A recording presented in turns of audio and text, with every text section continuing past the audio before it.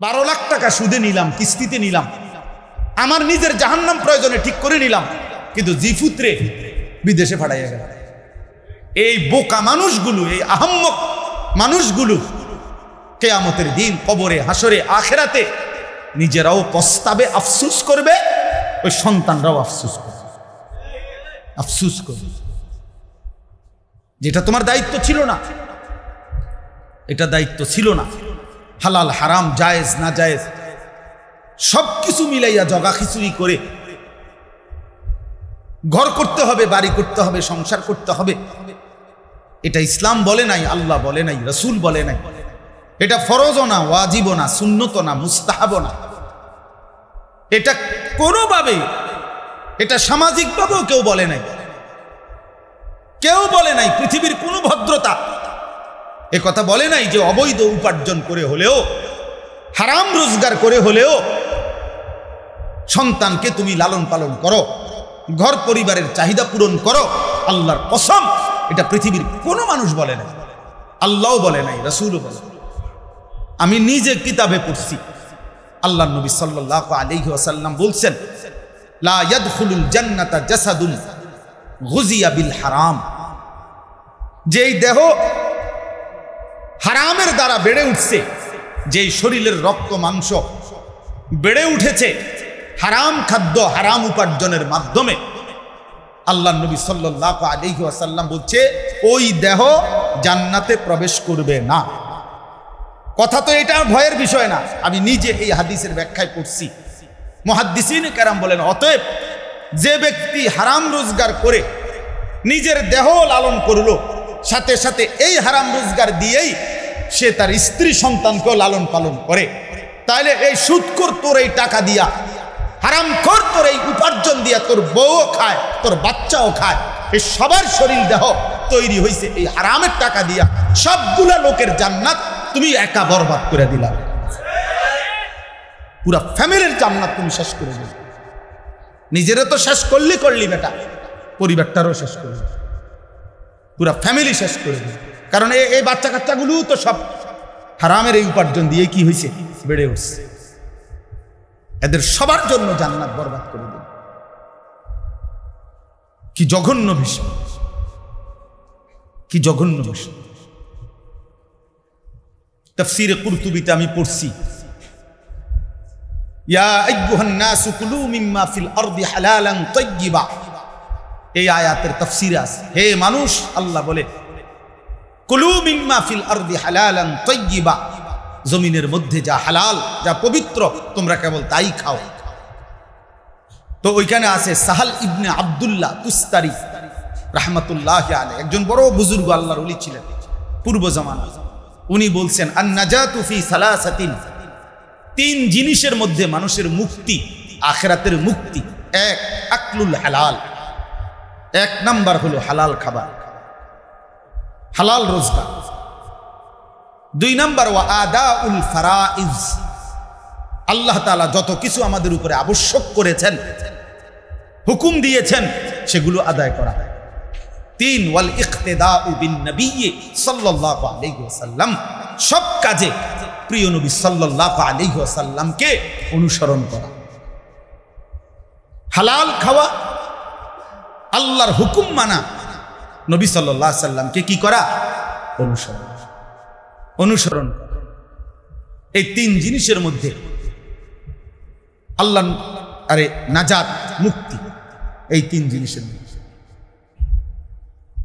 রাসূলুল্লাহ সাল্লাল্লাহু আলাইহি ওয়াসাল্লাম বলছেন, হাদিসেও আছে, মান আকালা তাইয়্যিবান ওয়া আমিলা ফি সুন্নাতিন ওয়া আমিনান নাস বাওয়াইকাহু দাখালাল জান্নাহ।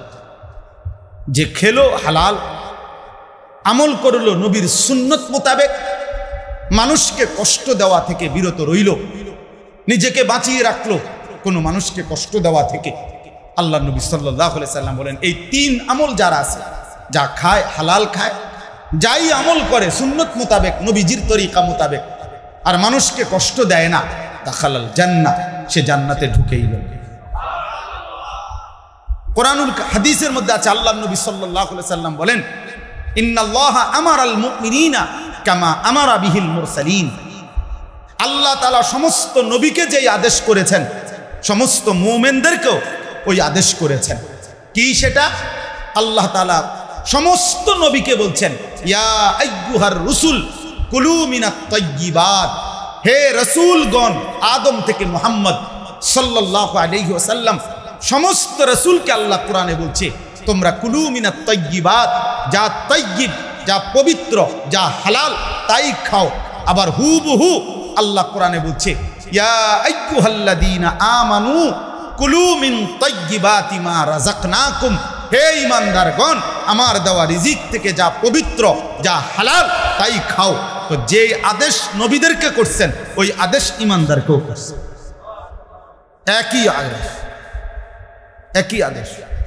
হালাল উপার্জন জিন্দেগির জন্য জরুরি, জিন্দেগির জন্য জরুরি।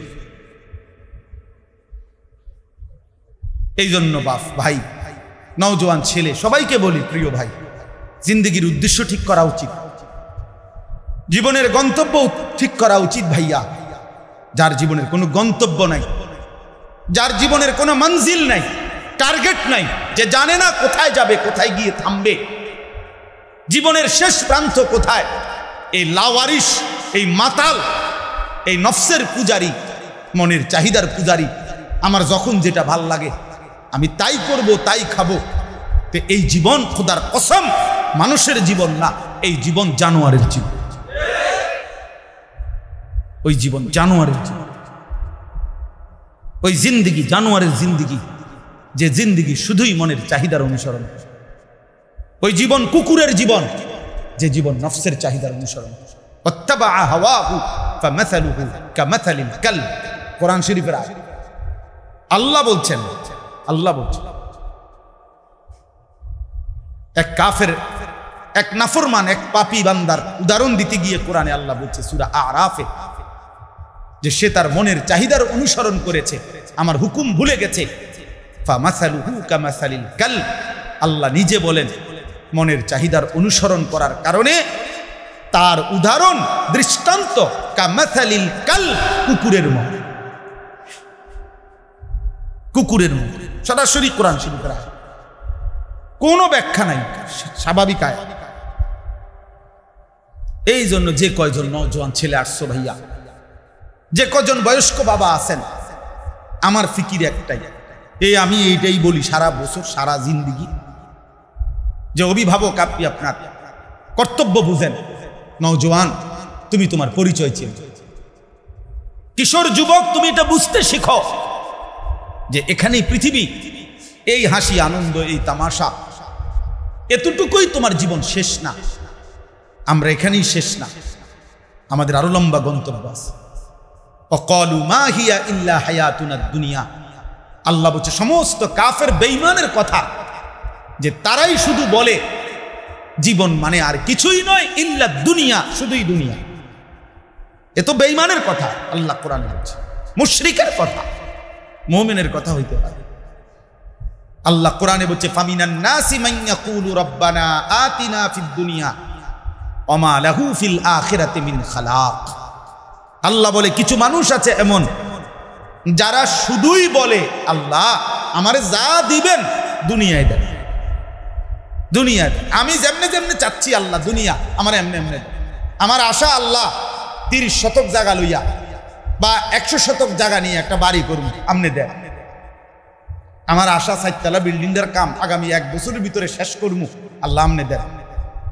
আল্লাহ আমার আশা খুব দ্রুত সময়ের মধ্যে 3টা ফোলা বিদেশ পাঠাইলাম, আমনে কিন্তু ঠিকঠাক করে দেন। শুধু দুনিয়া। বহু নাফরমান আছে, একজন আলেমে দ্বীনের কাছেও দোয়া চায়, সে দুনিয়া আগে সাজাইয়া হুজুরের কাছে বলে, হুজুর এই যেমনে আমি রেডি করছি আল্লাহরে কোনে ঠিক এমনি এমনি দিতে, যেটা যেমনে আছে। এই যে আমার দোকান এটা রেডি করছি হুজুর, এইভাবে দোকানের মাল দিয়ে উঠাইছি, কোম্পানি আমার এইভাবে মাল দেয়, আমি কোম্পানির মাল টাকা শোধ করি, কোম্পানি আমার এই সুযোগ সুবিধা দেয়। হ্যাঁ, এখান দিয়ে টেলিভিশনটা রাখছে কোনা দিয়া, কথা বুঝছেন না? এই হুজুর যেমনে যে এটা রাখছি, এখন কোম্পানির মাল দিচ্ছে, আমি নিচ্ছি, বেচা কিনা করতেছি, কোনটা হালাল কোনটা হারাম, কোনটা জায়েজ কোনটা না জায়েজ, এত কিছু আমনে টোয়াইয়েন না। আমনে শুধু যেমনে আছে দোকান এমনের উপরে এই টাকা 200 দিলাম, আপনি শুধু আল্লাহরে কন এটার মধ্যে বরকত দিন। এটা ঠিক যেমনি আছে সাইয়ের কোনো লড়সর যাতে না খাস খাস করে দোয়া করে দেন আল্লাহ যেন আমার এটার মধ্যে বরকত, আমার ঘরে টেলিভিশন চলবো, আল্লাহ যেন বরকত দেয় 100 টাকার মধ্যে। আমার সাদওয়ানে কি চলবে, বেডির নাচ চলবে, আল্লাহরে কোন এই নাচের মধ্যে বরকত দিত। নাউজুবিল্লাহ নাউজুবিল্লাহ। এই চাওয়া না বলেন না, এই চাওয়া দোয়ার স্টাইল তো এইটাই, হেঁটে যেমনে চলতে আছে যেমনে আছে এইটার উপরে রাখা কি করতে হইব, আল্লাহরে কইতে বুঝে এমনে দেন এমনে দেন, রব্বানা আতিনা ফিদ দুনিয়া এমনি দেন, এখানে দুনিয়া যেমনি আছে এমনি আছে। আমি হুজুর আল্লাহর রহমতে 12 লাখ টাকা চাইছে তারা, আমি 6 লাখ আসিল, 3 লাখ কিস্তি লইছি, আরো 2 লাখ কি সুদে লইছি, এ সব মিলাইয়া 12 লাখ টাকা মিলাইছি। আমনে খাস করে দোয়া করে দেন খোলাগারে বিদেশ পাঠামু, আল্লাহ যেন বরকত। কি কি দোয়া করতো হুজুরে, মানে আল্লাহ তার সুদে বরকত দেন, তার কিস্তিতে বরকত দেন। তো কি দোয়া করতো? দোয়া তো করা উচিত আল্লাহ তার উপরে যেন ঠাডা পড়ে, তার মানে যেন আসমান ভাঙ্গা পড়ে। বলেন কিসের উপরে দোয়া চাচ্ছেন আপনি? হারামের উপরে কেমনে মুসলমান দোয়া চায়, সুদের উপরে কেমনে দোয়া চায়, কিস্তির উপরে দোয়া চায় কেমনে, কিস্তির উপরে দোয়া চায়। বদনসিব মুসলমান এটা বুঝেও না যে হালাল হারামের গুরুত্বটা কি, হালাল হারামের গুরুত্বটা কি। আফসোসের বিষয় মিয়া, আফসোসের বিষয়। পুরা কোরআনুল কারীম আল্লাহ বারবার বলছে, নবীজি বলছে বারবার, 10টা টাকার মধ্যে নবী বলছে উম্মত কোন জিনিস কিনতে যদি 10 দিরহাম মানিশতারা শাইআন বিআশারাতি দারাহিম ওয়া ফীহি দিরহামুম মিন হারাম, 1 টাকা শুধু 1টা টাকাও যদি হারাম হয়, খোদার কসম নবী বলছে ওই পণ্য যতক্ষণ পর্যন্ত তার কাছে থাকবে এই নাফরমানের কোনো ফরজ কিংবা নফল কোনো ইবাদত আল্লাহ কবুল করবে না। আপনি জিজ্ঞাসা করেন, 2 পাশে 2 জন বুজুর্গ আলেম আছে, ওনার জিজ্ঞাসা 1 দিরহাম 9 দিরহাম হালাল, হারাম শুধু 1 টাকা, ওই 1টি টাকা হারামের কারণে আল্লাহ নবী সাল্লাল্লাহু আলাইহি সাল্লাম বলছেন তার কোনো ইবাদত আল্লাহ কবুল করবে, ফরজও না নফল ইবাদত। কি হবে সেই মানুষটার দশা, কি হবে আখিরাতের দশা? জীবন মানে শুধুই উপার্জন না, জীবন মানে ইবাদত। ইউরোপ আমাদেরকে শিখাইছে, বস্তুবাদী এই দুনিয়া আমাদেরকে শিখাইছে জীবন মানেই উপার্জন। পড়ালেখাও সিদ্ধান্ত নিছে কি পড়ালেখা করলে, কেমনে পড়ালেখা করলে উপার্জন ভালো হবে, কামাই ভালো হবে। মুসলমান মার কলিজার মধ্যে এটা, বাবার কলিজার মধ্যে কি পড়াইলে আমার ফুতে ভবিষ্যতে বেশি পয়সা কামাই করবে, টাকা পয়সা রোজগার করতে পারবে, তার মানে জীবন মানেই উপার্জন। না না, একজন মুসলমানের বোঝা উচিত জীবন মানে ইবাদত। জীবন মানে কি বলেন না? ইবাদত। জীবন মানে ইবাদত, জীবন মানে উপার্জন না। আজকে আমরা মুসলমান, আমরা আমাদের বাচ্চাদেরকে, আমাদের ছোট ছোট সন্তান মুসলমানের, তাদেরকে আল্লাহর কোরআন শিখাবার জন্য দিবানিশি আমাদেরকে আহাজারি করতে হয়। আপনাদেরকে বলতে হয় বারবার যে মা আপনার বাচ্চাটাকে দিন শিখান, বাবা আপনার বাচ্চাটাকে দিন শিখান। আফসুস মিয়া, কথা তো এই ছিল না, কথা তো ছিল এই যে মুসলমানের বাচ্চা তো অটোমেটিকলি দিন শিখবে, আল্লাহর কোরআন শিখবে, এটা তো উচিত। আমি তো কত সময় এটা আফসুস করি, 12 বছর 14 বছর 16 বছর ছেলেটা মুসলমানের বাচ্চা কত পড়ালেখা করলো, আহা এত কিছু পড়লো দুনিয়ার কয়টা ভাত মাছের জন্য, কিন্তু 18 বছর পড়ার পরেও সে 1 লাইন আল্লাহর কোরআন শরীফ পড়তে পারে না, সহি শুদ্ধ কোরআন শরীফটা দেখে দেখেও পড়তে পারে না। আরে বদনসিব, তুই পড়লি কি, কি বাতের লাগিয়ে এত পড়া পড়লি? ওই বাত তো আমরা এমনি খাই, ওই কামাই রোজগারি তো আমরা এমনিও হয়। তুমি কি এত বেশি কামাই করে লাইলা যার জন্য কোনোদিন আল্লাহর কোরআন শিখতে পারলা না? তুমি কেমন দুনিয়া কামাই করে ফেললা যেটুকুর জন্য 1 ওয়াক্ত নামাজ পড়ার সুযোগ মিলল না? আফসোস। এজন্য যে কয়জন বাবা আছেন যে কয়জন মা বোন আছেন, আমি অনুরোধ করি নিজেদের সন্তানকে দিন শেখান, আল্লাহর কোরআন শিখান। আমাদের এই প্রতিটা কওমি মাদ্রাসা আলহামদুলিল্লাহ বছরের পর বছর, আজকে 160 বছর, একদিন দুই দিন না, 160 বছর ধরে এই ভারতীয় উপমহাদেশে কওমি মাদ্রাসা 160 বছর ধরে যুগে যুগে মুসলমানের বাচ্চাদেরকে বিশুদ্ধ কোরআন শিখানো, সহিহ নামাজ এই শিখানোর ক্ষেত্রে আলহামদুলিল্লাহ এটা চ্যালেঞ্জ। কওমি মাদ্রাসার চাইতে বেশি খেদমত এই পৃথিবীতে আর কেউ করে নাই। গত 160 বছরের চ্যালেঞ্জ করল। হ্যাঁ, যে আল্লাহর কোরআন বিশুদ্ধ পড়ে, 8 বছরের বাচ্চাকে যেই মাদ্রাসা আল্লাহর কোরআন শুদ্ধ শিখায়, 100% কোরআন শরীফ শুদ্ধ পড়ে, সে বুঝি ওয়াহাবি হয়, সে বুঝি নবীর দুশ্মন হয়? এত বড় মিথ্যা কথা যে বলছে, সেও জালেম, যে বিশ্বাস করছে সেও জালেম বেটা, মিথ্যক বেটা, মিথ্যাবাদী তুই বেটা, মিথ্যাবাদী। যার জবানে আল্লাহর কোরআন শুদ্ধ, যে সেজদা দেয় ঠিক মতো, যে মিসওয়াক করে, যে দাড়ি রাখে, যার স্ত্রী পর্দা করে, যার ঘরে টেলিভিশন চলে না, যে সুদ খায় না, যে মিথ্যা বলে না, সে নবীর দুশ্মন হবে কেন? বেঈমান। একটা কথা বললেই হলো নাকি? হ্যাঁ, ওয়াহাবি কি? ওয়াহাবি কি অর্থ কি? কে বলল তোমারে যে ওয়াহাবি মানে গালি? এটা তোমারে শিখাইলো কে? কিভাবে শিখলেন আপনি? কেমনে বুঝলেন? ওয়াহাব তো আল্লাহর নাম, আল্লাহর নাম গালি হয় কেন? কথা বলেন না কেন? খোদার কসম, ওয়াহাব আল্লাহর নাম। কার নাম? ইন্নাকা আনতাল ওয়াহাব, তো কোরআন শরীফের আয়াত। মানুষে তো শেষে ইয়া লাগাইয়া ওই বস্তুর দিকে, ওই জিনিসের দিকে, ওই নামের দিকে নিসবত করে, সম্বন্ধ করে। অমুক চাঁদপুরি, ঠিক না? অমুক নামের সাথে এরকম লেখে না তো? তাইলে আমার নাম আশরাফি, আমার আব্বার নাম আশরাফ, মাওলানা আলী আশরাফ, তাহলে আমি আনিসুর রহমান আশরাফি। ওই যে আমার ছোট ভাই এখানে আছে, মাওলানা আতিকুর রহমান আশরাফি। তাহলে আশরাফি মানে আমি আশরাফের ফুত, আমার বাবার দিকে আমার নিসবত করলো। তাইলে ওয়াহাব শব্দটার সাথে যে ইয়া মিলাইলাম, ওয়াহাবি, এ তো আল্লাহর সাথে মিলাইনো হলো।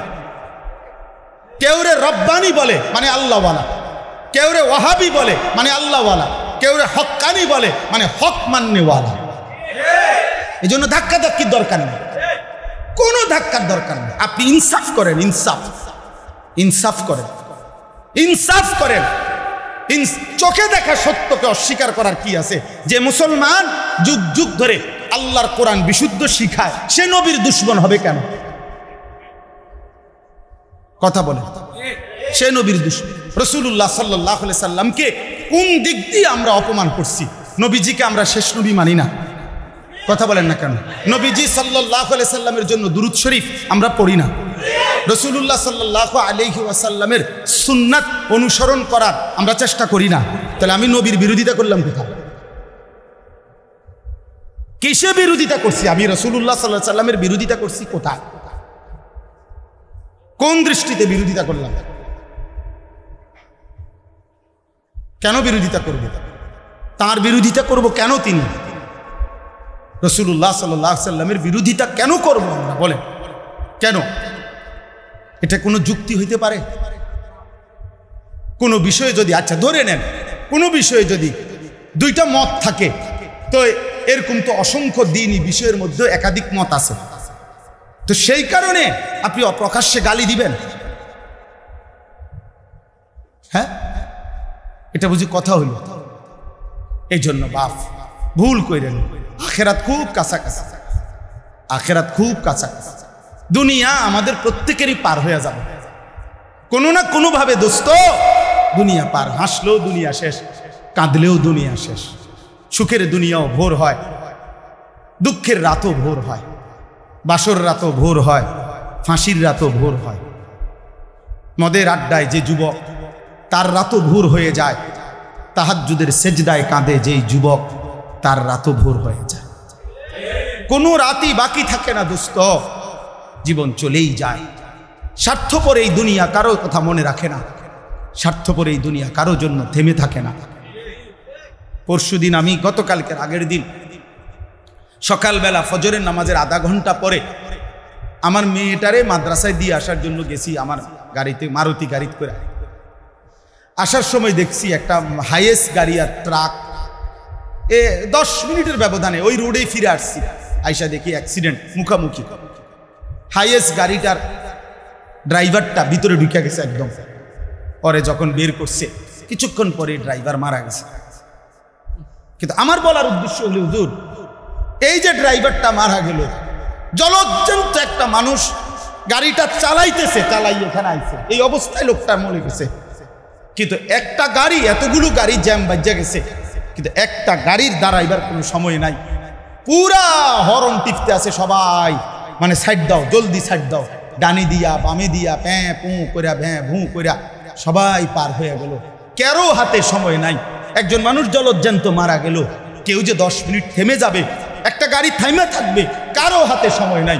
এটাই বলে স্বার্থপর এই দুনিয়া, কারো জন্য থেমে থাকে না, কারো জন্য না। ধোকা ধোকা ধোকা, দুনিয়া ধোকা ধোকা, দুনিয়া ধোকা। দোস্ত,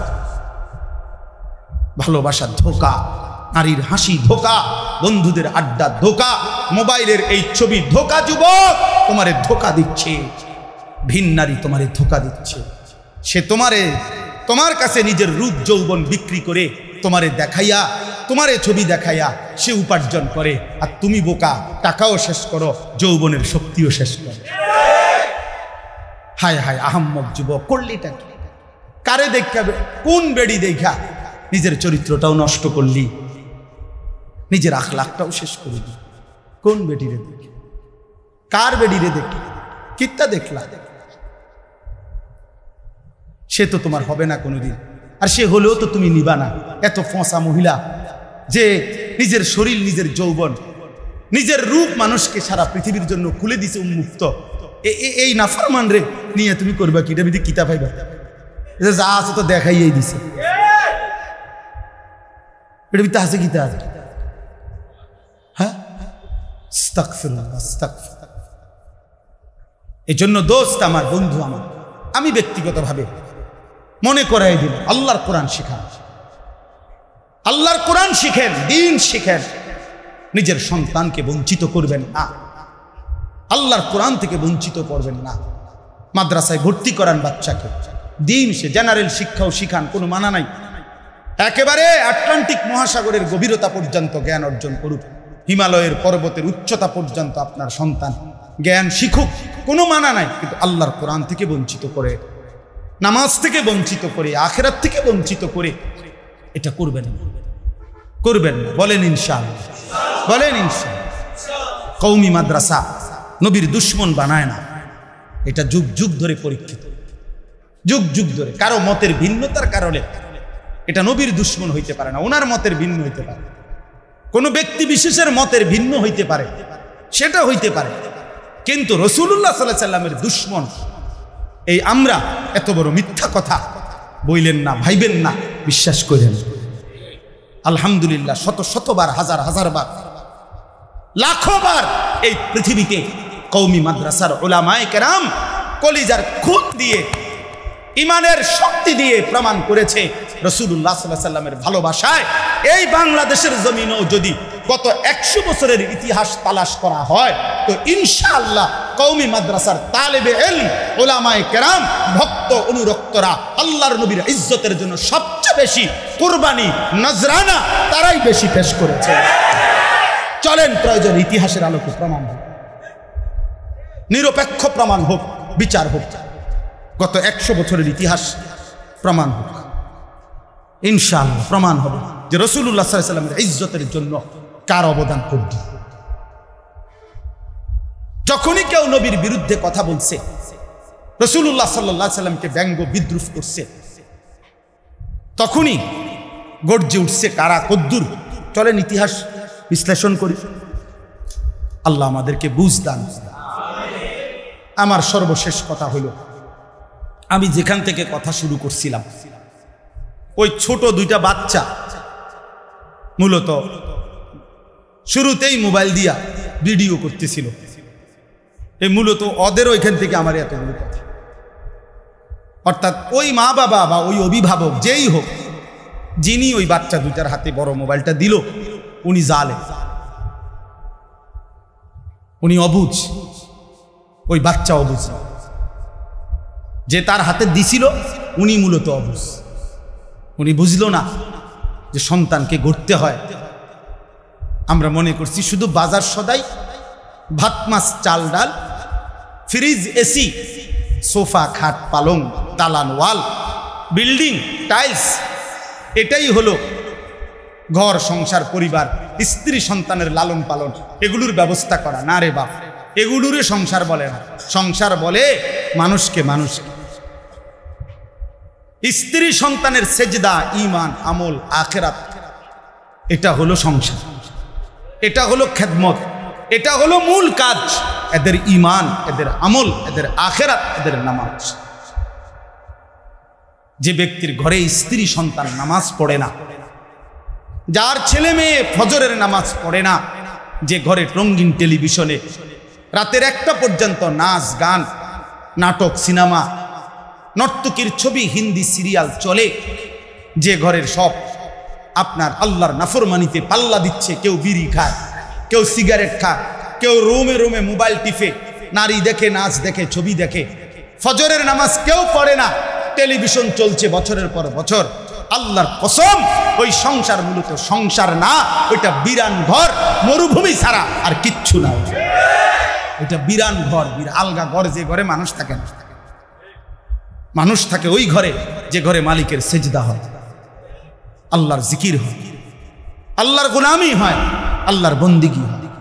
আপনি যুদ্ধ করেন, আপনি উপার্জনের জন্য তো অনেক কষ্ট করেন, 2টা টাকা কামাইকরণের জন্য তো কত পলিসি প্রয়োগ করেন, ছেলেটাকে নামাজি বানানোর জন্য আরো ফিকির করেন, মেয়েটাকে পর্দানসীন বানাবার জন্য আরো কি পদ্ধতি হইতে পারে সেটা ফিকির করেন, স্ত্রীর পর্দানসীন হওয়ার জন্য আরো কি করা যায় ওইটা চেষ্টা করেন, ওইটা চেষ্টা করেন। যুবক ভাই, তোমরাও ভেবে দেখো ভাইয়া, কেন নামাজ পড়বা না? তোমরা কেন নামাজ পড়বা না? তোমরা কেন নামাজ পড়বা না? কেন আল্লাহকে নারাজ করছো? প্রিয় ভাই, শেষ পর্যন্ত এটা মনে রাখতে হবে, যদি মা বাবাও খবর না নেয়, তারপরেও তো তুমি নিজে তো আল্লাহর হিসাব থেকে মুক্তি পাবা না। আমি তুমি প্রত্যেকেই তো আমরা আল্লাহর সামনে একাকী দাঁড়াইতে হবে কি না বলেন? তো তখন কি হবে আমাদের? তখন আমাদের কি হবে? আল্লাহ আমাদেরকে বুঝ দান করেন। দেখেন এবার তর্জমাটা শুনেন। আয়াত 16 নম্বর পারা, 19 নম্বর সূরা, সূরায়ে মারিয়াম। এই সূরার 59, 60 2টা আয়াত আমি পড়ছি। এবারে শুধু তর্জমা বলি সংক্ষেপে। আল্লাহ তাআলা বলেন, ফাখালাফা মিন বাদিহিম খালফুন। আল্লাহ তাআলা বলেন, প্রত্যেক যুগে নিকৃষ্ট প্রজন্ম, প্রত্যেক, যেমন আমরা এখন একটা জেনারেশন আছি পৃথিবীতে, তো আল্লাহ তাআলা বলেন প্রত্যেক প্রজন্মের মধ্যে নিকৃষ্ট মানুষ, নিকৃষ্ট জেনারেশন, নিকৃষ্ট মানুষ কারা? আল্লাহ তাআলা বলেন, আদাউস সালাহ, প্রতিনিয়ত যারা তাদের নামাজকে নষ্ট করে দেয়, ওয়াত্তাবাউস শাহাওয়াত, এবং যারা প্রতিনিয়ত নিজের মনের চাহিদার অনুসরণ করে। আল্লাহ তাআলা কোরআনে বলছে সে হচ্ছে খালফুন। আরবিতে খালফুন অর্থ হলো মন্দ প্রজন্ম, আর খালাফুন অর্থ হলো উত্তম প্রজন্ম। শুধু একটা জবর আর সাকিনের পার্থক্য। লামের মধ্যে যদি জবর হয় তাইলে হবে উত্তম জেনারেশন, আর লামের মধ্যে যদি সাকিন হয় খালফুন তাহলে হলো মন্দ জেনারেশন। ফাখালাফা মিন বাদিহিম খালফুন। আল্লাহ তাআলা বলেন পরবর্তী নিকৃষ্ট প্রজন্ম হবে তারা আদাউস সালাহ, যারা তাদের নামাজকে নষ্ট করে দেয়। অর্থাৎ প্রত্যেক নবীর ঈমানদার অনুসারী যুগে যুগে ছিল, আছে, থাকবে। আর সেই অনুসারীদের মধ্য থেকে আল্লাহ তাআলা বলেন নিকৃষ্ট হয়ে যাবে তারা যারা তাদের নামাজকে নষ্ট করে দেয়। তাফসিরের মধ্যে ভাইয়া আমি নিজে পড়ছি, সমস্ত মুফাসসিরিনে কেরাম বলে যে ব্যক্তি নামাজ নষ্ট করে দেয়, অর্থ হইল নামাজ পড়ে পড়ে না এই কথা না, তারাকুস সালাহ, লা আন্নাহুম তারাকুস সালাহ, এটা না। অর্থাৎ এটার অর্থ এই না যে নামাজ ছেড়ে দেয় সে নিকৃষ্ট, না, বরং নামাজকে আপনার আদাউ নষ্ট করে দেয়।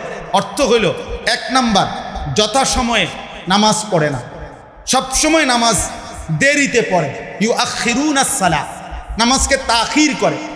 2 নাম্বার নামাজের মধ্যে যেই ফরজ, ওয়াজিব, সুন্নত, মুস্তাহাব আছে, নামাজের যেই আদাব, নামাজের যে আরকান, নামাজের যে শারায়েত, শর্তাবলী, নিয়মাবলী, এটাকে যথোপযুক্তভাবে আদায় করে না। 3 নামাজ যে জামাতের সাথে পড়ে না, মুফাসসিরিনে কেরাম বলে সে মূলত নামাজকে নষ্ট করে।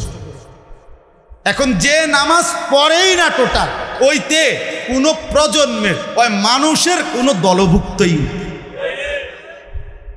এই প্লাস্টিকের কোনো পরিচয়ই নেই, এই ফালতুর কোনো পরিচয় নেই। যার কপালে সেজদা নাই, নাফরমান, তোর কোনো পরিচয়ই নেই। তুই মানুষও না, গরু ছাগলও না, প্লাস্টিকও না, কিচ্ছু নাই, এটা কিছুই না, এটা কোনো জাতের না, এটার কোনো পরিচয়ই নেই, এর কোনো পরিচয়ই নাই, ওর কোনো পরিচয়ই নাই। যার কপালে সেজদা নাই, ইনসানের খাতায় তার কোনো নাম নাই, সেজদাবিহীন। আল্লাহ কোরআনে বলছে, আল্লাহকে চোখ থাকার পরেও যে দেখে না, আল্লাহর কথা যে কান থাকার পরেও শুনে না, আল্লাহকে নিয়ে যেই অন্তর ভাবে না, খুদার কসম ভাইয়া আল্লাহ স্পষ্ট বলছে, উলাইকা কাল আনআম, ওই চতুষ্পদ জন্তু, ওই জানোয়ার, ওই জানোয়ার। কাজে রাগ করার কোনো সুরত নেই, রাগ করলে কোনো অসুবিধাও নেই, আল্লাহ বলছেন। অতএব এখানে আল্লাহ তাআলা স্পষ্ট বললেন, ওই মানুষ নিকৃষ্ট মানুষ যে তার নামাজকে বিলম্ব করে, ওই মানুষ নিকৃষ্ট মানুষ যে নামাজের পূর্ণ নিয়ম কানুন ঠিকমতো আদায় করে না, রুকু দেয় না ঠিকমতো, সেজদা দেয় না ঠিকমতো, নামাজের মধ্যে যেই শারায়েত, ফারায়েজ, ওয়াজিবাত আছে এগুলো যথোপযুক্তভাবে আদায় করে না, ওই নিকৃষ্ট মানুষ। নামাজকে জামাতের সাথে আদায় করে না। আমি নিজে তাফসিরে মাআরিফুল কোরআনে পড়ছি, হযরত হুযাইফা রাদিয়াল্লাহু তাআলা আনহুর জামানায় সাহাবী, উনি একজন লোককে দেখছেন নামাজের মধ্যে নামাজের রুকু সেজদা সে ঠিকমতো দিচ্ছে না, আল্লাহর কসম তাফসিরে আছে। উনি তাকে ডাক দিয়ে বললেন, এমন নামাজ তুমি আজকে কত বছর ধরে পড়ো?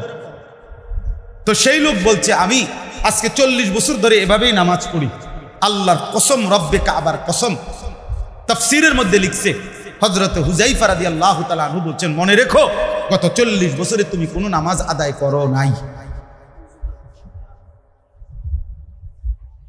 গত 40 বছরে কি করো নাই? তুমি মূলত কোনো নামাজই আদায়। তাইলে বলে আমাদের হালাত কোথায়? আমাদের হালাত কোথায়? যারা ঠিকমতো রুকু দেয় না, ঠিকমতো সেজদা দেয় না, ঠিকমতো আত্তাহিয়াতু পড়তে পারে না, ঠিকমতো দোয়ায়ে মাসুরা পড়তে পারে না, ঠিকমতো দুরূদ শরীফটা পড়তে পারে না, ঠিকমতো 4টা সূরা পড়তে পারে না, সহি শুদ্ধভাবে আলহামদুলিল্লাহ সূরাটাও পড়ার প্রয়োজন। একটা মানুষ বুঝি 40 বছরেও 4টা সূরা ঠিক করতে পারে না, এটা কথা? এটা একটা মুসলমান? একটা মুসলমান বুঝি 60 বছরেও এটা আপনি বুঝি আত্তাহিয়াতু এটা ঠিক করতে পারছেন না? আপনি কিতে আসলে? আপনি হুদা বাতে না খান, কিতেন বাত খান, আপনি বনে না খাইবেন সাদি, বুঝেন নাই? আস্তাগফিরুল্লাহ, আস্তাগফিরুল্লাহ। এজন্য আল্লাহ তাআলা বলছেন, আদাউস সালাহ, নামাজকে নষ্ট করে দেয় সে নিকৃষ্ট খালফ প্রজন্ম। আর কি? ওয়াত্তাবাউস শাহাওয়াত, মনের চাহিদার অনুসরণ। যুবক ভাই, তোমরা নিজের সাথে মিলায় নাও, তুমি এই সমাজের উত্তম মানুষ না অধম নিকৃষ্ট মানুষ? আল্লাহর কোরআন থেকে তুমি তোমারে মিলায় নাও। জীবনে যার নামাজ, কথা তো ছিল নামাজ সুন্দর করে পড়বে, কথা তো ছিল নামাজ সুন্দর করার, সেখানে নামাজই পড়ে না, সুন্দর কি আর?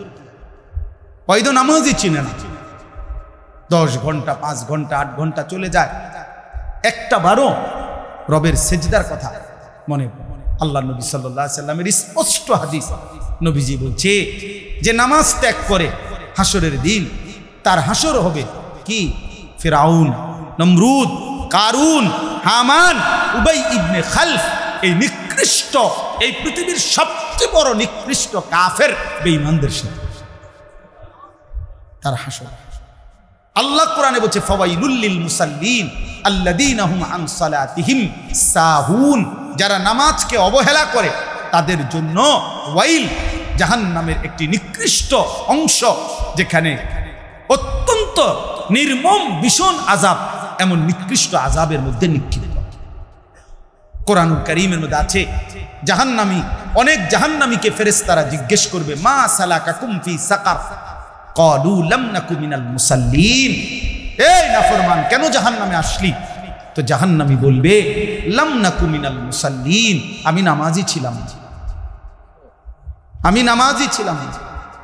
কোরআনুল কারীমে আল্লাহ তাআলা বলছে তাড়াহুড়ো করে যে নামাজ পড়ে সে মুনাফিকের নামাজ, মুনাফিকের চিহ্ন মিয়া। বেনামাজিরে বলে নাই, নামাজ পড়ে কিন্তু হুলস্থুল করে, এ মুনাফিক। ইন্নাল মুনাফিকিনা ইউখাদিউনা আল্লাহ ওয়া হুয়া খাদিউহুম ওয়া ইযা কামু ইলাস সালাতি কামু কুসালা ইউরাউনা আন-নাসা লা ইয়াযকুরুনা আল্লাহ ইল্লা কালিল। তো কোরআন শরীফের আয়াত, আল্লাহ বলছে যারা অলসভাবে নামাজ আদায় করে তারা মুনাফিক, যারা লোক দেখানো আমল করে তারা মুনাফিক, যারা আল্লাহর তাসবিহ সামান্য পরিমাণও আদায় করে না তারা মুনাফিক। মুনাফিক কোরআন শরীফের আয়াত। নবীজি বলছে তিলকা সালাতুল মুনাফিক, ওই নামাজ মুনাফিকের নামাজ।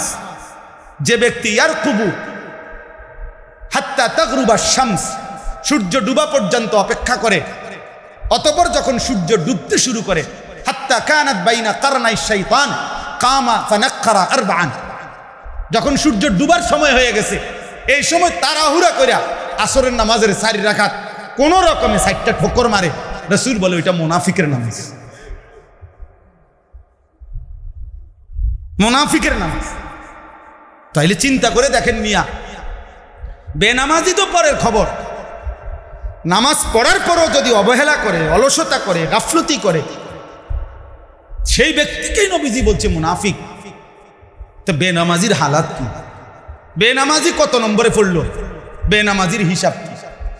আল্লাহ আমাদেরকে মাফ করে দেন। সর্বশেষ কথা হলো ফাসাউফা ইয়ালকাউনা গাইয়া, আল্লাহ বলে নামাজকে যে নষ্ট করে দেয় এবং মনের ইচ্ছা মতো যে চলে, আমি আল্লাহ অচিরেই জাহান্নামের সবচেয়ে নিকৃষ্ট গুহা গাই, যেটার নাম ওয়াদিন ফি জাহান্নাম, যেটা জাহান্নামের একটা গর্ত, যেই গর্তে তাফসীরের মধ্যে আছে জাহান্নামের ওই গাই নামক গর্তটি এত নিকৃষ্ট আযাবে ভরা, জাহান্নামের বাকি অংশ আল্লাহর কাছে পানাহ চায় যে আল্লাহ আমি জাহান্নামকেও ওই অংশের মধ্যে ফেলিয়ে নেব। আল্লাহ বলেন ফাসাউফা ইয়ালকাউনা গাইয়া, এই নামাজ বিনষ্টকারী ব্যক্তি, মনের চাহিদা মতো চলা ব্যক্তিকে আমি আল্লাহ জাহান্নামের সেই নিকৃষ্ট গুহা গাই নামক ওই গর্তেই ফেলব। আল্লাহ আমাকে মাফ করে দেন। ইল্লা মান তাবা ওয়া আমানা ওয়া আমিলা সালিহান, এবার আল্লাহ বলে শুনো, যে তওবা করলো, এই গুনাহ ছেড়ে দিল, ফিরে আসলো, ওয়া আমানা আমি আল্লাহর উপরে বিশ্বাস করলো, ওয়া আমিলা সালিহান নেক আমল শুরু করে দিল, তো আমি আল্লাহ ওয়াদা দিলাম ফাউলাইকা ইয়াদখুলুনাল জান্নাহ, এমন বান্দা জান্নাতেই ঢুকবে। ওয়ালা ইউযলামুনা শাইআ, কারো উপরে সামান্যতম জুলুম করা হবে না। অর্থাৎ পেছনের এই গুনাহের জন্য আমি আল্লাহর ধরব না, জুলুম করব না, বরং আমি আল্লাহ তাকে তওবা করার কারণে, ফিরে আসার কারণে, আমার আমল আবার শুরু করার কারণে আমি জান্নাতি দিয়ে দেব। এই জন্য চলো ভাই, যুবক ভাই, বাইরে অনেকে দাঁড়ায় আসো, এখানে কষ্ট করে বসছো ছোট্ট জায়গার মধ্যে, সবাই মিলে নিয়ত করি যে ইনশাআল্লাহ আমরা 5 ওয়াক্ত নামাজ পড়বো। ভালোভাবে নিয়ত করেন, ভালো দিল থেকে নিয়ত, নিজের জন্য নিজে করেন, কেউ কারো কথা মনে রাখবেন। এই আমার পথে আমি যামুগা ক্যান্টনমেন্ট, আপনার পথে আপনারা চলে যাবেন, যার যার ঘরে। কে কার কথা মনে রাখে? কার সময় আছে ভাই? নিজের জন্য নিজে ভাবে, নিজের ভালো, নিজের কল্যাণ, নিজের আখেরাত, নিজের পরকাল নিজে ভুলে যাওয়া, এটা বোকামি ছাড়ার কিছু না। আল্লাহ তাআলা আমাদেরকে তৌফিক দান করে। এই মাদ্রাসা আলহামদুলিল্লাহ রাস্তার পাশে একটা সুন্দর জায়গায় মাদ্রাসা হয়েছে। আমি ইতিপূর্বেও 2-3 বার মাদ্রাসায় আসছি, ঢুকছি এমনি রাস্তার সাথে, যেহেতু এদিকে যাওয়া আসার পথে সুবিধা হয়, যার কারণে ব্যক্তিগতভাবে আমি আরো আগেও ঢুকছি মাদ্রাসা। আলহামদুলিল্লাহ মাদ্রাসা নতুন করে উদ্যম নিয়ে সুন্দর করে চমৎকার পরিবেশের ভিতরে মাদ্রাসার পড়ালেখা চলতেছে। বাচ্চাদেরকে দ্বীন শেখানো হচ্ছে, বাচ্চাদেরকে আল্লাহর কোরআন শেখানো হচ্ছে। আপনাদের সবার কাছে অনুরোধ রইল, একটা মাদ্রাসা মহল্লাবাসীর কাছে 3টা জিনিস চায়। 1 নাম্বার, মাদ্রাসার প্রথম চাওয়া মহল্লাবাসীর কাছে দোয়া। কি? দোয়া। দোয়া করবেন আল্লাহ যেন মাদ্রাসা কবুল করেন। 2 নাম্বার, আতফাল, মুসলমানের সন্তান। মুসলমানের সন্তান মাদ্রাসা চায়। মুসলমানের সন্তান মাদ্রাসায় পড়তে দিলে আল্লাহর কোরআন শিখবে, দ্বীন শিখবে, দ্বীন শিখবে, আখিরাত শিখবে, আখিরাত শিখবে। আকীদা নষ্ট হবে না। আপনি আগে বুঝে নিয়েন কারোর কাছ থেকে, যিনি বলছে এসব মাদ্রাসায় দিলে আকীদা নষ্ট হবে, ওনারে আগে জিজ্ঞাসা করেন যে ভাই আকীদা কি জিনিস, এটা কুদুর আগে লিখা দেন, ওইটা উনারে মিলে এলো, জিগাইলেই তৈব। আপনি উনি এই আকীদাগুলো আপনার নষ্ট করে দিব, এটি লিখে দো। লিখে দিলে আপনি আইসা এনে জিজ্ঞাসা করেন যে আপনার এই আকীদা কি, তাহলে তো আপনি বুঝবেন। কথা বোঝেন? আপনি মিলাইলেই তৈল যে হ্যাঁ না ঠিকই তো কইছে, হুজুরে কইছে বা আমার অমুকে কইছে যে আকীদা নষ্ট করে দিব। তখন আকীদা কি কি নষ্ট করব, এই জিনিসটি লেখা এটা মিলাই এলো, তাইলেই তো হয়। বুঝেন নাই আমার কথা? তো এটা মিলাই নিলেই তো হয়। এটা মিলাইয়া দেখেন, তাইলেই বুঝবেন। এজন্য বাচ্চাদেরকে দ্বীন শেখাবেন। আপনাদের সন্তান, মা বোনও যদি কেউ আসেন, আপনাদেরকেও বলি, বোন আপনার বাচ্চাকে দ্বীন শেখান। বাবারা আপনারাও আপনাদেরকে বাচ্চাদেরকে দ্বীন শেখায়। বড় ছেলে তোমরাও ভাই ছোট ভাইদেরকে দ্বীনের জন্য মাদ্রাসায় ভর্তি করায়। আর 3 নাম্বার হলো আমওয়াল, মুসলমানের দান সাদাকা, সম্পদ, মুসলমানের দান সাদাকা। মুসলমানের দান সাদাকা মাদ্রাসায় দিলে মাদ্রাসার কেউ স্মরণ না রাখুক আপনাকে, কিন্তু আপনারে যিনি সওয়াব দিবেন সেই আল্লাহ, তিনি তো দেখবেন, তিনি তো জানবেন নাকি? তিনি সাদকায়ে জারিয়ার সওয়াব আল্লাহ তাআলা চালু করে দিবেন, দিতেই থাকবেন। এই জন্য দোয়া, সন্তান, সম্পদ, দান সাদাকা মাদ্রাসার জন্য, এই 3 জিনিসে অংশগ্রহণ করা একটা মুসলমানের উচিত। আমরা যেন প্রত্যেকেই চেষ্টা করি। আল্লাহ তৌফিক দান করেন মাদ্রাসার জন্য ভালোবেসে। এদের কি এই বাচ্চাকে কি হ্যাঁ না কোরআন শরীফগুলো মাহমুদে নিয়ে আনেন, আপনার হাতে নিয়ে আনেন, মনে রাখেন। অনে বসো বাবা, অনে বসো, এনে বউ বসো না, বসো, পড়ো। আউযু বিল্লাহি মিনাশ শাইতানির রাজীম।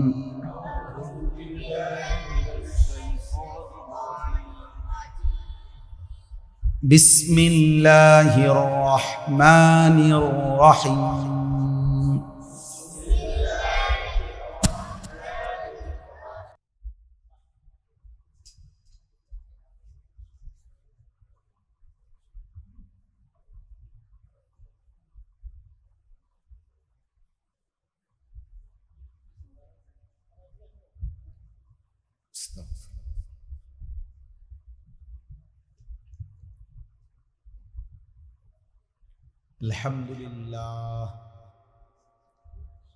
আলহামদুলিল্লাহ নাহমাদুহু ওয়া নাস্তাঈনুহু ওয়া নাস্তাগফিরুহু ওয়া নু'মিনু বিহি ওয়া নাতাওয়াক্কালু আলাইহি ওয়া নাউযু বিল্লাহি মিন শুরুরি আনফুসিনা ওয়া মিন সাইয়্যাতি আ'মালিনা।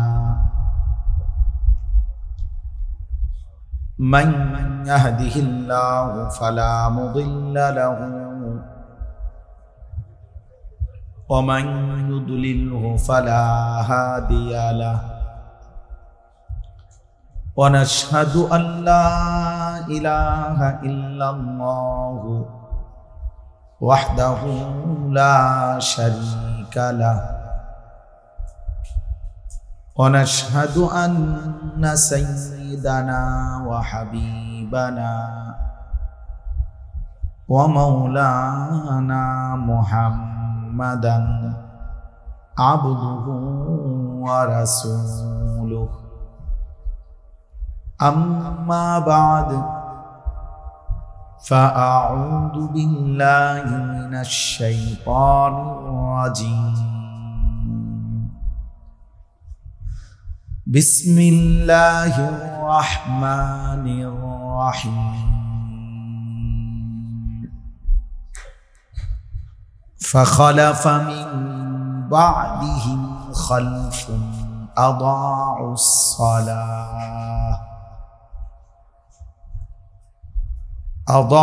الصلاة واتبعوا الشهوات فسوف يلقون غيا إلا من تاب وآمن وعمل صالحا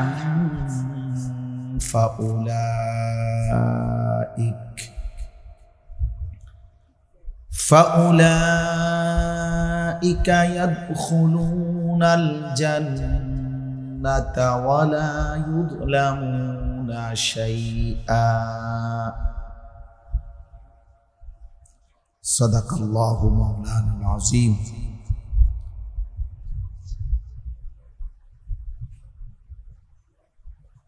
وقال نبينا صلى الله عليه وسلم العهد الذي بيننا وبينهم ترك الصلاة اللهم صل على محمد وعلى آل محمد كما صليت على إبراهيم وعلى آل إبراهيم إنك حميد مجيد اللهم بارك على محمد وعلى آل محمد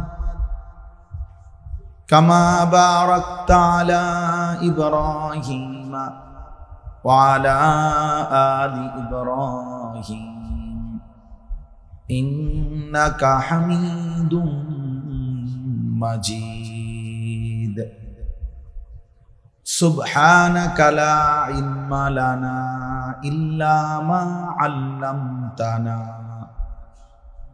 إنك أنت العليم الحكيم الحمد لله আল্লাহ পাক রব্বুল ইজ্জত জুল জালাল ওয়াল ইকরামের ফজল কারম রব্বুল আলামিনের অপরিসীম ইহসান মেহেরবানি দয়া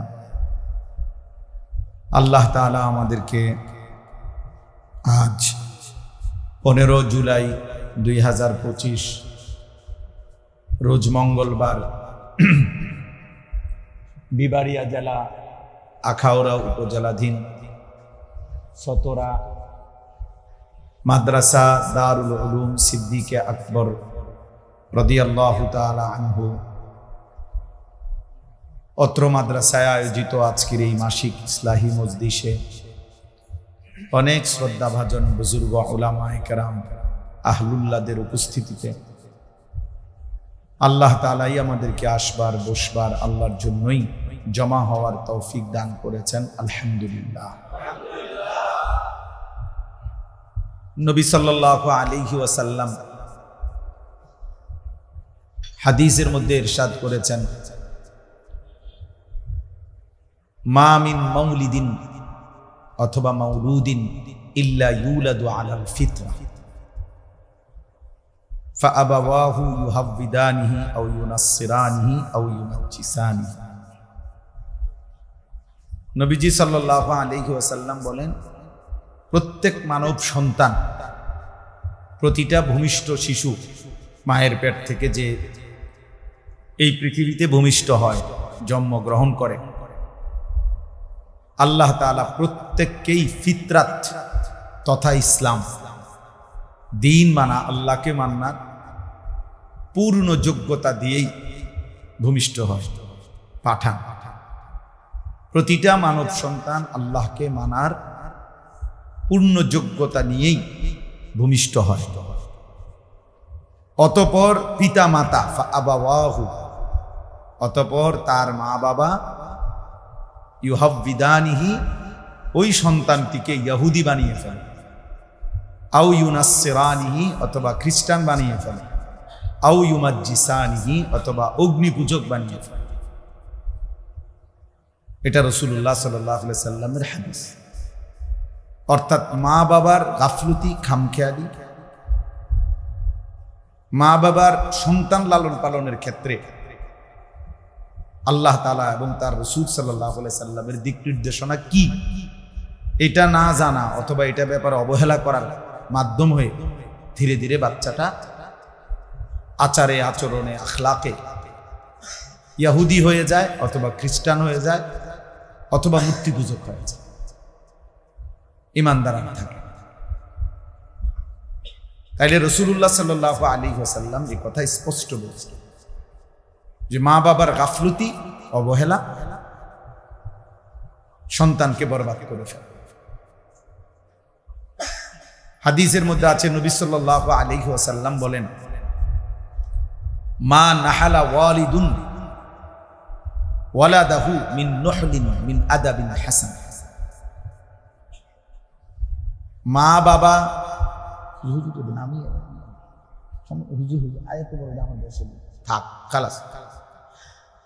মা বাবা কোন সন্তানকে, নবী সাল্লাল্লাহু আলাইহি সাল্লাম বলে, সবচাইতে বড় উপঢৌকন, হাদিয়া পিতা মাতার পক্ষ থেকে কি সন্তানের জন্য? তো নবীজি সাল্লাল্লাহু আলাইহি ওয়াসাল্লাম বলেন, আদাবুল হাসান। যেই মা বাবা তার সন্তানকে উত্তম আদব, উত্তম আখলাক শিখালো, দিয়ে গেল, সেই মা বাবাই তার সন্তানকে সর্বশ্রেষ্ঠ হাদিয়া, উপঢৌকন দিল। সেই মা বাবাই তার সন্তানকে সবচেয়ে বড় নেয়ামত দিল। তাহলে এই হাদিস দ্বারাও এই কথা স্পষ্ট, একজন মুসলিম বাবা মার মূল জিম্মাদারি নিজের সন্তানের ঈমান, আমল, আখলাক, আখিরাত, আল্লাহমুখী জীবন, আখিরাতমুখী জীবন। বাচ্চা বাচ্চা মানুষ দুষ্টামি করবে, কাঁদবে, অনেক কিছু করতে চাইবে। তো বাচ্চা যেহেতু অনেক কিছু করতে চাইবে, এই জন্যই তো তাকে নিয়ন্ত্রণ করার জন্যই মা বাপকে দিয়েছে। এই জন্যই তো এতগুলো অভিভাবকের ছায়া তার মাথার উপর, বাবা মা, বড় ভাই, বড় বোন, চাচা, মামা, ফুফা, খালু, নানা নানি, দাদা দাদি, এতগুলো মানুষ যার মাথার উপরে, অভিভাবকের ছায়া, মুরব্বীর ছায়া তার মাথার উপরে, এগুলো কেন দিল? তাই এজন্যই তো দিল যে এরা তদারকি করবে, এরা এদের প্রতি যত্নবান হবে, এরা এদের আদব আখলাকের দিকে খেয়াল রাখবে, সংশোধন করে দিবে, ঠিক করে দিবে।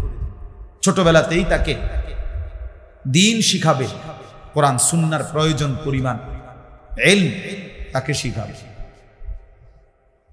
আরবি ভাষায় বলা হয় যে আল ইলমু ফিস সিগার কান নকশ আলাল হাজার। ছোটবেলার ইলম, জ্ঞান, এটা যেন পাথরের উপরে খোদাই করা হয়। পাথর কাইটা কাইটা যদি কোনো কিছু লেখে, অথবা এই যে কাঠ কাইটা কাইটা যদি কোনো কিছু লিখে, এটা সহজেই মুছে যায় না। ঠিক বাচ্চার কলিজার ভিতরে যেই ঈমান, আমল, আখিরাত, পরকাল, আল্লাহর কথা, আখিরাতের কথা, সেজদার কথা মনে করায় দেয়, শিখায় দেয়, সেটা এরকম পাথর বা কাঠের খোদাই করা মনে যেন মোহরের মতো মোহরাঙ্কিত, একদম খোদাই করার মতো অন্তরে বসে যায়। এই জন্য আপনারাও বুঝবেন, সবাই বুঝবেন, ছেলেরা তোমরাও বুঝবা ভাই। আমাদের ছোটবেলার মক্তবের পড়ালেখা, এই ওযু, গোসল, সূরা কেরাত যে যেদ্দুর শিখছে, আলহামদুলিল্লাহ বয়স যদি 90 বছরও হয়, 100 বছরও পার হয়, মানুষ ওই মক্তবের এই ছোট্টবেলার এই শিক্ষাটা এটা বলে না। এটা আলহামদুলিল্লাহ সে পারে সবসময়। কিন্তু ক্লাস 6-এর, 7-এর, 8-এর, এসএসসির, মেট্রিকের খুব যত্ন নিয়ে মুখস্থ করে যেই পরীক্ষাটা দিছিল, 10 বছর পরে আইসা এখন আর ক্লাস 10-এর একটা প্রশ্নের উত্তর তারে যদি জিজ্ঞাসা করে তার সময়ের, সে এটা মুখস্থ বলতে পারে, কিচ্ছু মনে নেই। কিন্তু মক্তবের সেই ছোট্টবেলার সূরা কেরাত, দোয়া, কালাম আজও কি আছে? মনে আছে। অর্থাৎ ছোটবেলার সেই পড়াটা কলিজার মধ্যে গেথে যায়, বসে যায়। আমার কাছে একটা কিতাব আছে, আযমু শাবাবিন ফিল ইসলাম। ওইখানে আছে, মুসান্নিফ বলছেন, মিশরের একজন বড় লেখক, অনেক সুন্দর চমৎকার এই বইটা, মোটা।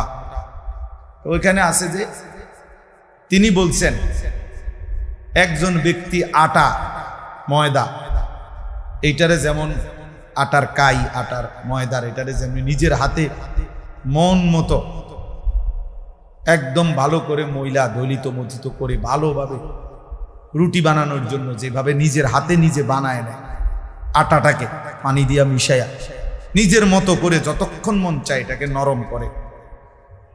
তো কোনো ব্যক্তি তার নিজ হাতে এই আটার কাই এটাকে যেমন নিজের হাতে করে বানায় নেয়, একজন মানুষ ইচ্ছে করলে ছোট বাচ্চাকে এইভাবে নিজের মতো করে গড়ে নিতে পারে, যদি ফিকির করে, যদি সিদ্ধান্ত নেয়, যদি খেয়াল করে, যদি কেয়ার করে, তো এইভাবে নিজের মতো করে তাকে গড়ে নিতে পারে। এই জন্য উনি ওইখানে লিখছেন, বয়স যত কম ততটাই ওই বাচ্চা ফিতরাতের ততটা কাছাকাছি। অর্থাৎ ইসলাম, আল্লাহ তাআলা তাকে মানার যে যোগ্যতা শরীরের মধ্যে দিছেন, এই যোগ্যতাটা নিয়েই তো সে মায়ের পেট থেকে আসছে। তো যত বেশি বয়স বাড়লো তত বেশি দূরত্ব হয়ে গেল, ধীরে ধীরে এটা ভুলে গেল, এই যোগ্যতা নষ্ট হয়ে গেল। আর যত বেশি বয়স কম, ততই এখনো তার ওই যোগ্যতাটা আছে। কাজে যত কম বয়সে কাজে লাগানো যায়, গড়ে তোলা যায়, ততই লাভ, ততই লাভ। আমি প্রায় সময় এটা বলি, মনে করেন 16 বছর 18 বছর বয়সের একটা ছেলে, সে যদি কোনো গুনায় অভ্যস্ত হয়, তাহলে তার এই গুনার বয়স সর্বোচ্চ 4 বছর। সে 13-14 বছর বয়সে গুনাহ শুরু করছে হয়তো, তাহলে 18 বছর যদি তার এখন বয়স হয়, তাহলে তার গুনার বয়স হলো কত? 4 বছর। কিন্তু যেই চাচা আজকে 60 বছর বয়স, মনে করেন উনি এখনো বিড়ি খায়, বিড়ি খাইতে অভ্যস্ত, এই উনার এটা চিন্তা করে দেখেন যে উনি আজকে কত বছর বিড়ি খায়। আজ 2 বছর বিড়ি খায় নাকি? উনি বিড়ি খানা ধরছে 20 বছর বয়স, বয়স এখন উনার 60, আজ 40 বছর এই নাফরমান বিড়ি খায়। এই কি ছোটখাটো ডাকায়?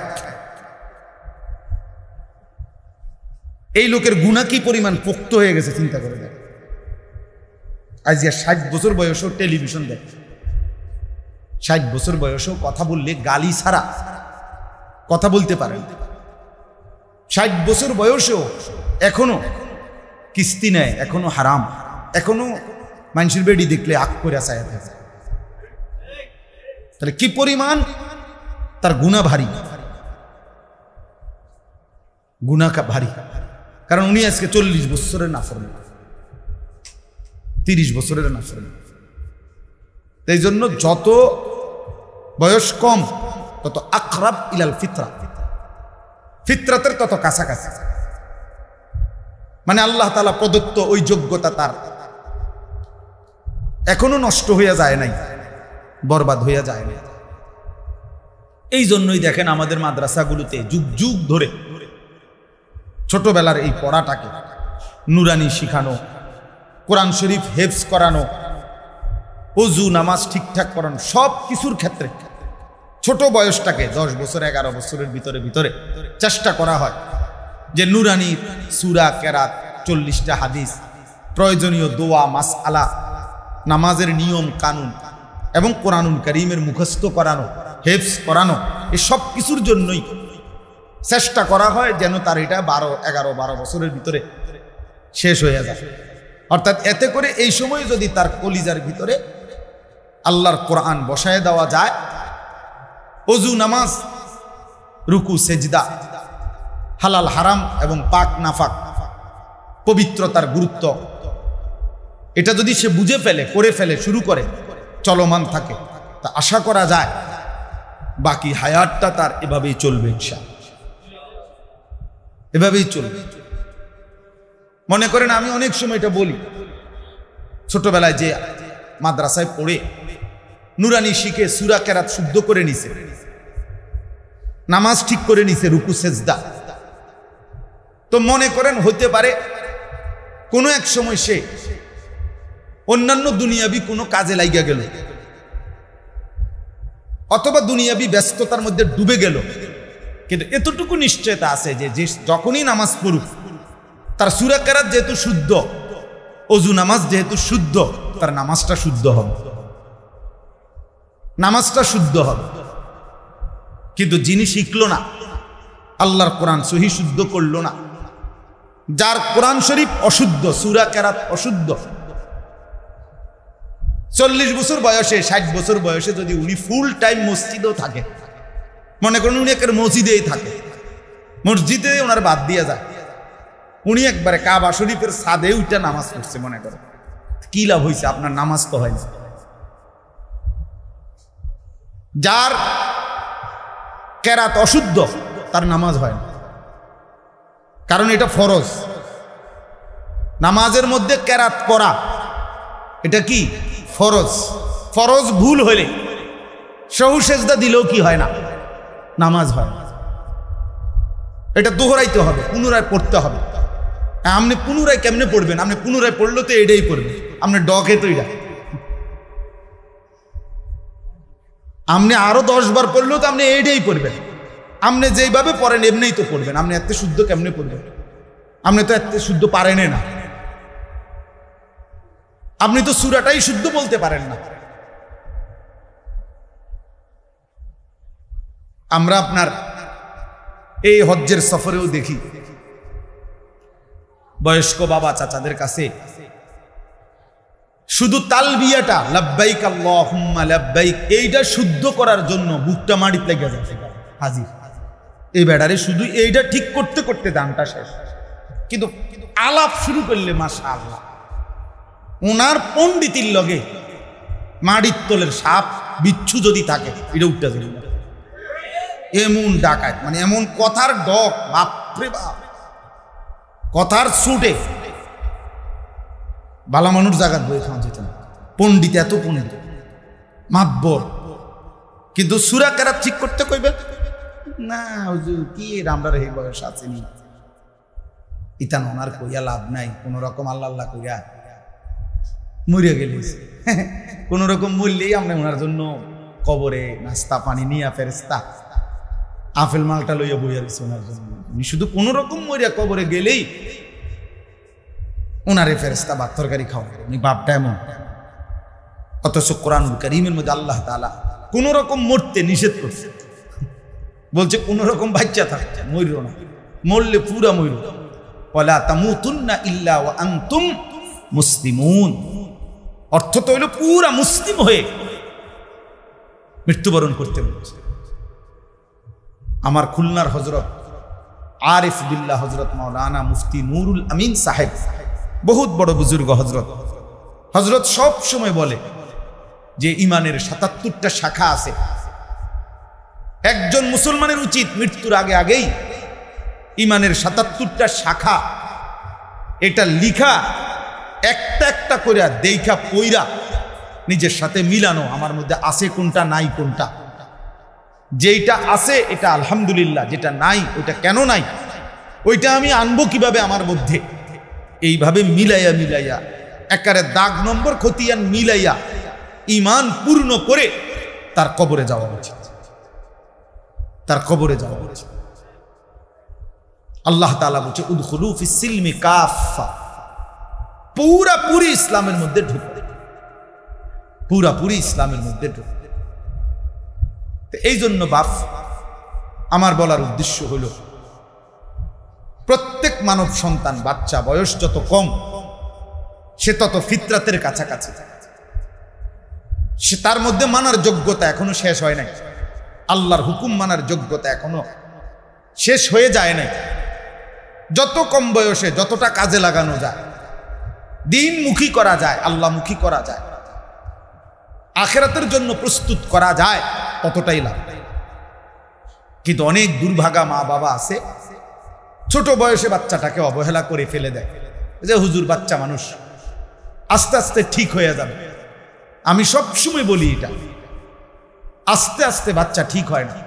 কোনো কিছু ফেলে দিলে আস্তে আস্তে ওইটা পাথর, লোহাও যদি মাটির উপরে রাখে, আস্তে আস্তে লোহাটাও মাটি হয়ে যায়। মাটি লোহা হয় না, লোহা মাটি হয়ে যায়, লোহা মাটি হয়ে যায়। এই জন্য ফেলে রাখলে ধীরে ধীরে আস্তে আস্তে 18 বছর না যাইতেই, 16 বছর না যাইতেই অবহেলা অনাদরে যদি বাচ্চাটাকে নিজের হাতে ছেড়ে দেয়, তো বাচ্চাটা এই অল্প সময়ের ব্যবধানে এমন দুশ্চরিত্র, এমন অসৎ এবং এমন গুণের সাথে জুড়ে, যেখান থেকে ফিরাইয়া আনা পরবর্তীতে খুব কঠিন হয়ে যায়, খুব কঠিন হয়ে যায়। এই জন্য ধীরে ধীরে বাচ্চা ঠিক হয় না, ধীরে ধীরে নষ্ট হয়। ফেলে রাখলে আস্তে আস্তে নষ্ট হয়ে যায়, এটা অপদার্থ হয়ে যায় ধীরে ধীরে, তখন আর নিয়ন্ত্রণে থাকে না, নিয়ন্ত্রণে। এই জন্য এটা গুরুত্ব, যে মা বাবা যদি সচেতন না হয় তাইলে হবে না। রাসূলুল্লাহ সাল্লাল্লাহু আলাইহি ওয়াসাল্লাম ছোট্টবেলাতেই 5 বছর, 7 বছর, 10 বছরের বাচ্চাদেরকেও নবীজি সাল্লাল্লাহু আলাইহি ওয়াসাল্লাম ওই সময়ই তারবিয়ত করছেন, ওই সময়ই শিখাইছেন। হাদিসের মধ্যে আছে হযরতে হাসান নবী সাল্লাল্লাহু আলাইহি ওয়াসাল্লামের নাতি, বড়জন, ফাতেমা রাদিয়াল্লাহু তাআলা আনহার ছেলে, মানে হাসান হুসাইন যে আমরা বলি, এই হাসান যিনি বড়জন, 5 বছর বয়সে উনি মসজিদে নববীর বারান্দা থেকে মান্নতের সাদকার খেজুর রাখা ছিল, উনি একটা খেজুর মুখে দিছেন। আল্লাহ নবী সাল্লাল্লাহু আলাইহি ওয়াসাল্লাম দেখে সাথে সাথে ডাক দিয়ে নবীজি বলছে কাখ কাখ, মানে ওয়াক ওয়াক, ফেলো এটা ফেলো। ওনার মুখ থেকে ওই খেজুরটা ফেলাই দিছেন, ফেলাইয়া কাছে টাইনা বললেন আমা তা'লাম ইন্না লা নাকুলু সাদাকা, নাতি তুমি কি জানো না যে আমরা মান্নত, নির্ধারিত সাদকা যেটা মান্নত, এমন খেজুর, মানে এমন জিনিস আমাদের নবী বংশের জন্য খাওয়ার অনুমতি নাই। তো এই জন্য আল্লাহ নবী সাল্লাল্লাহু আলাইহি সাল্লাম নাতির বুক থেকে এটা ফেলাই দিছে, খাইতে দেন নাই, ওনারা ওই সময় শিখাইছে। অথচ হাসান হুসাইন রাদিয়াল্লাহু তাআলা আনহুমা, ওনারা নবীজির কলিজার টুকরা ছিল, কলিজার টুকরা ছিল। নবীজি বলতেন হুমা রাইহানাতাই ফিদ দুনিয়া, হাসান হুসাইন এরা দুইজন আমার দুনিয়ার দুইটা সুগন্ধি ফুল। মানুষ যেমন ফুল থেকে ঘ্রাণ নেয়, আমি আমার এই দুই নাতি থেকে ঘ্রাণ নেই।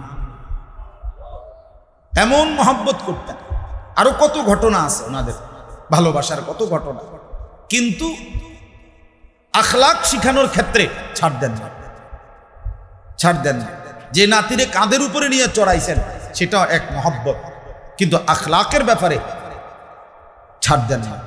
এখানে ঠিকই শিখাইছেন, এখানে তিনি ছাড় দেন। উনি ইচ্ছা করলে আরো 10টা খেজুর ঘরের থেকে আইনা ওইখান থেকে দিয়ে দিতে পারতেন ওই স্তূপের মধ্যে, কিন্তু এটা না করে, এটা তো করতে পারতেন, কিন্তু বাচ্চা তো শিখতো না, সে তো আর শিখলো না, কিন্তু এটা করাতে তো তিনি শিখছেন।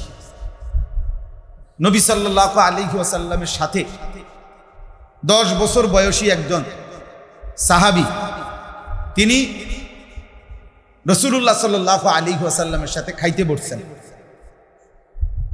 এই খাইতে বসার সময় আল্লাহর নবী সাল্লাল্লাহু আলাইহি ওয়াসাল্লাম লক্ষ্য করছেন উনি খাবারের মধ্যে হাত নাড়ানাড়ি করে, মানে একবার এন থেকে কদ্দুর নেয়, ওই পাশ থেকে একটু, ওই পাশ থেকে একটু, এরকম নিচ্ছেন। বাচ্চা মানুষ। আল্লাহর নবী সাল্লাল্লাহু আলাইহি ওয়াসাল্লাম সাথে সাথে বললেন, ইয়া গুলাম, হে প্রিয় বৎস, সাম্মিল্লাহ, বিসমিল্লাহ বলেন। কুল বিয়ামিনিকা, ডান হাতে খাও। কুল মিম্মা ইয়ালিকা, তোমার সামনের থেকে খাও, তোমার সামনের থেকে যাও, ওখান থেকে শুধু খাও। এই বাচ্চা মানুষ কিন্তু নগদ আখলাক শিখাইছে যে বিসমিল্লাহ বলো, ডান হাতে খাও, সামনের থেকে খাও, হাত নাড়ানাড়ি করো।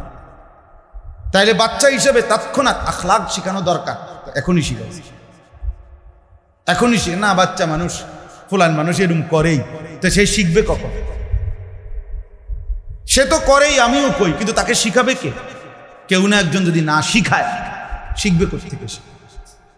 শিখবে কোত্থেকে বলে? এই জন্য এটা জরুরি বিষয়। আজকে আমরা আমাদের 5 বছর, 10 বছর, 8 বছর, 12 বছর, 14 বছর, 16 বছর আমাদের এই সন্তানদেরকে দুনিয়াবি কিছু পড়ালেখা যাও শিখাইছি কম বেশি, আমরা মনে করছি নিয়মতান্ত্রিক এই পড়ালেখাই যথেষ্ট না। আখলাক, তাকে আল্লাহ চিনানো, আখেরাত চিনানো, তারে তার গন্তব্য, প্রকৃত ঠিকানা আখেরাত, এটা বুঝানো, আল্লাহর কসম এটা মা বাবার দায়িত্ব। কোরআনুল কারীমের মধ্যে আল্লাহ তাআলা বলছেন, কোরআনে বলছেন, ওয়া'মুর আহলাকা বিস-সালাহ ওয়াসতাবির আলাইহা, আপনি আপনার পরিবারের সদস্যদেরকে নামাজের আদেশ করুন এবং নিজেও নামাজের উপরে মজবুত থাকুন। তাহলে পরিবারের সদস্যদেরকে নামাজের আদেশ করতে পরিবারের অভিভাবককে আল্লাহ তাআলা সরাসরি আদেশ করছে যে তুমি তোমার বিবি বাচ্চাকে নামাজের আদেশ করো এবং নিজেও নামাজের উপরে মজবুত থাকো। তাহলে এটা আমাদের দায়িত্ব।